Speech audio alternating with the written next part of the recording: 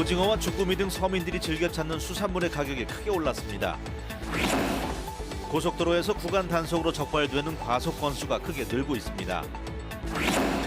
올해 전북의 취업자 수가 1년 전보다 무려 13,000명이 줄면서 일자리 지표에 빨간불이 켜졌습니다. 즐거운 저녁 시간 보내고 계십니까? JTBC 8시 뉴스입니다. 요즘 수산물 가격이 심상치가 않습니다.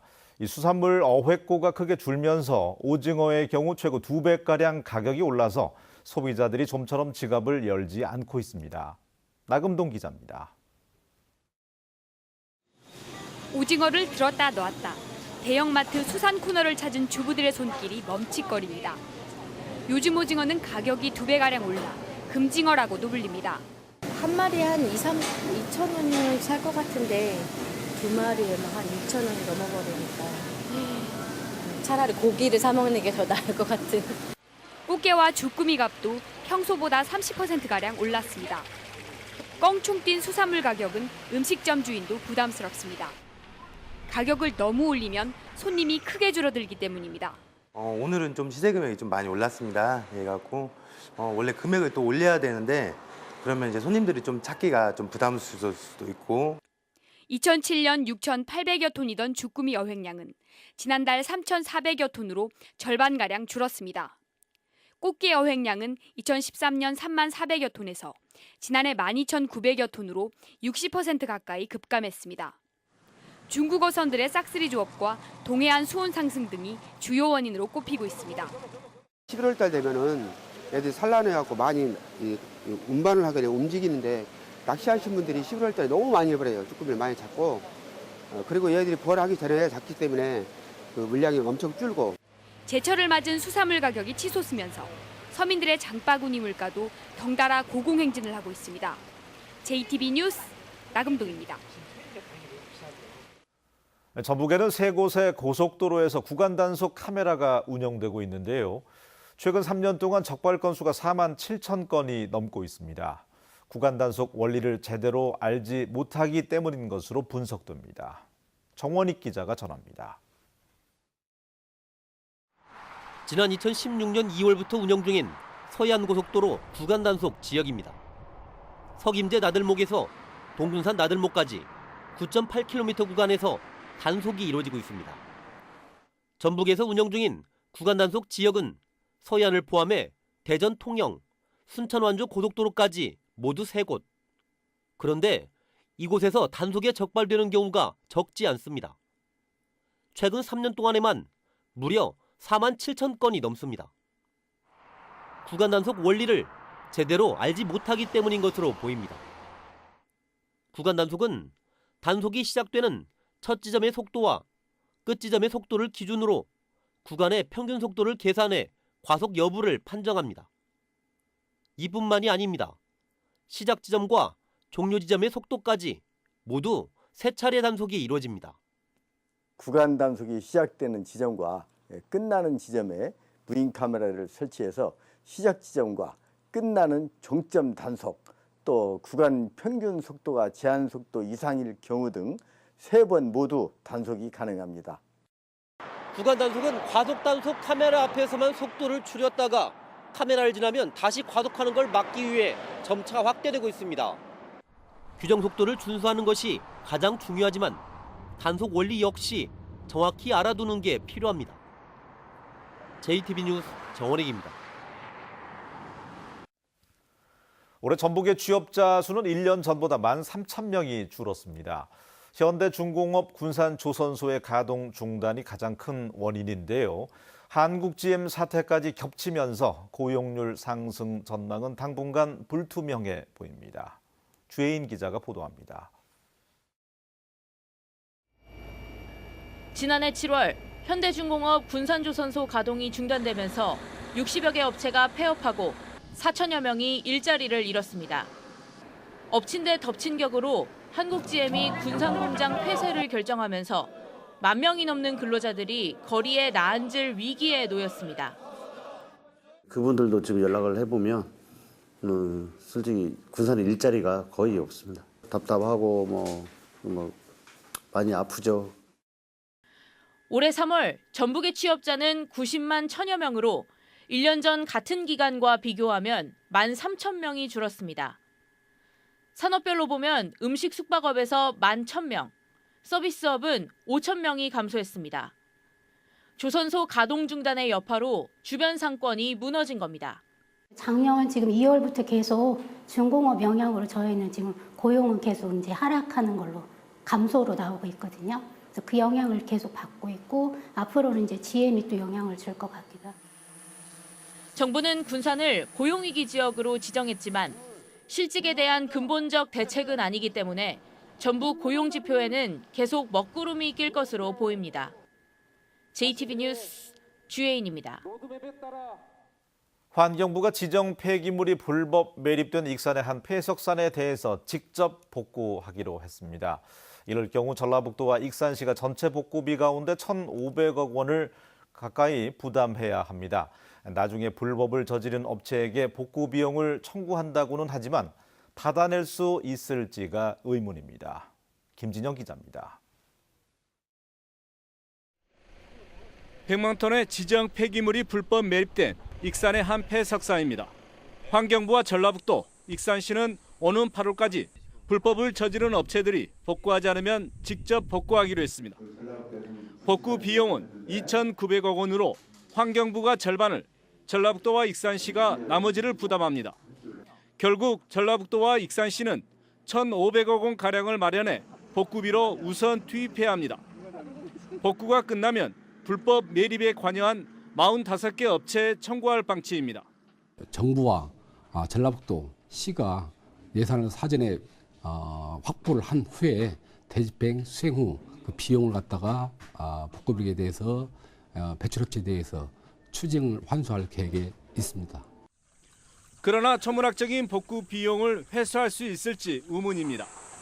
책임져야 할 업체 가운데 영세한 업체가 적지 않게 포함돼 막대한 복구 비용을 감당하기가 쉽지 않습니다. 환경부는 못 받는 비용은 연대 책임을 물어 다른 업체에 나눠 청구한다는 방침이지만 업체들이 반발하는 등 적극 나설 기미를 보이지 않고 있습니다. 비용 분담 방안이 완벽하게 나오진 않았지만 일단 초안을 가지고 한번 설명을 했고 물론 좀 반발하는 업체도 있긴 있습니다. 전라북도와 익산시가 폐석산 복구를 위해 막대한 예산을 투입하게 되지만 계획대로 회수하지 못하면 재정을 악화시키는 부담이 될 것으로 보입니다.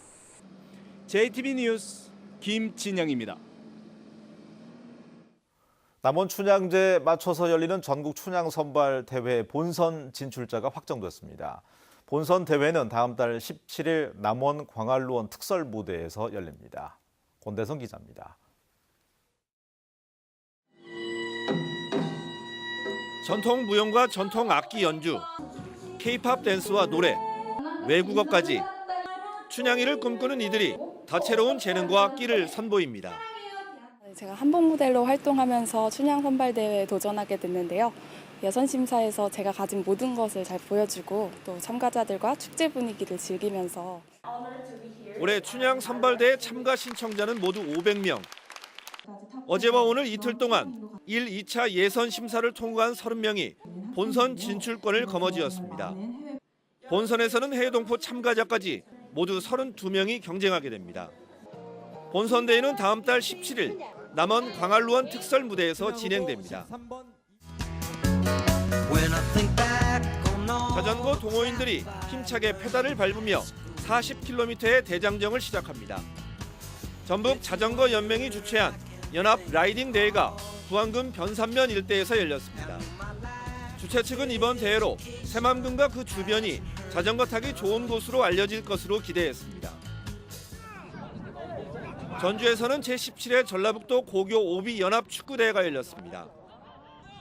전주와 익산 등 도내 17개 고등학교의 40대 이상 동문들로 꾸려진 25개 팀은 모교의 명예를 걸고 기량을 뽐내는 동시에 학창 시절을 떠올리며 우정을 다졌습니다.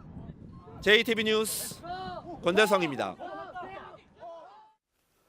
지난 사흘 동안 진행된 더불어민주당 도지사 경선 결과가 잠시 뒤인 9시쯤 나올 것으로 예상됩니다. 민주당은 금요일부터 오늘 오후 6시까지 김춘진, 송하진 후보에 대해서 권리당원 50%와 일반 도민 50%로 경선을 진행해서 결과를 분석하고 있습니다.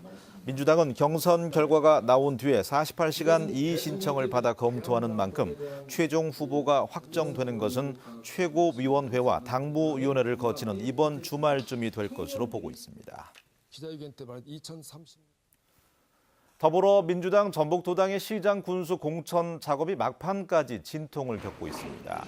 민주당 공천관리위원회는 14개 시군 가운데 후보 본인 또는 측근들의 부정행위나 갑질 논란이 불거진 장수, 고창, 순창, 정읍의 후보들을 불러서 심층 면접을 진행하고 있습니다.